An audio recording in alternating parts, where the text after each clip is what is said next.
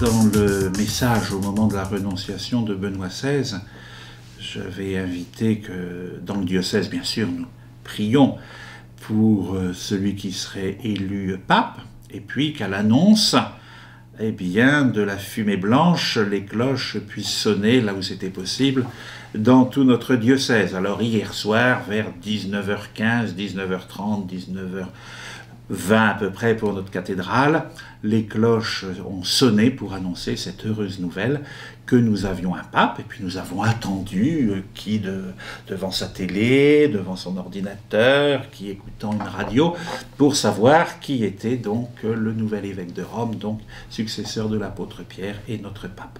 Et bien voilà, donc depuis hier soir, vers 20h, nous savons que les cardinaux sont allés chercher le pape, comme il l'a dit lui-même, à l'autre bout du monde, dans ce grand et vaste pays qu'est l'Argentine, donc l'archevêque de Buenos Aires, et donc depuis hier, le pape François.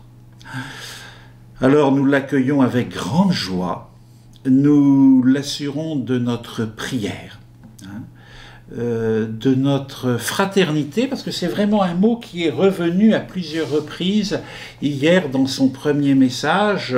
Bien sûr, il l'a situé pour son diocèse, l'évêque de Rome, le peuple de Rome. Aujourd'hui, il ira à titre privé confier son ministère et la ville de Rome et le monde entier à l'intercession de la Vierge Marie, à la basilique Sainte-Marie Majeure. Alors c'est une grande joie. Je vais partir dans quelques minutes rejoindre une quarantaine de près du diocèse pour notre journée de récollection durant ce carême. Et ce soir, en fin d'après-midi, à l'abbaye d'Aiguebelle, nous aurons la joie, ensemble, pendant la concélébration, de prier pour la première fois dans l'Eucharistie pour notre pape François.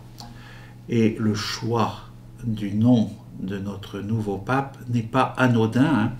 C'est une occasion de redécouvrir cette grande et immense figure qu'est François d'Assise, cet homme qui au XIIe siècle a invité l'Église à revenir à la pureté de l'Évangile, à la fraternité, à la paix et à un émerveillement, et aussi un engagement auprès des plus pauvres, des plus démunis. Rappelons-nous l'épisode dans la vie du jeune François avec le lépreux. Donc réjouissons-nous et continuons de porter dans notre prière le pape François et puis toute l'Église et aussi notre diocèse qui va vivre, je l'annoncerai officiellement donc le jeudi saint, mais déjà beaucoup le savent, donc ce synode diocésain sur la nouvelle, sur l'évangélisation.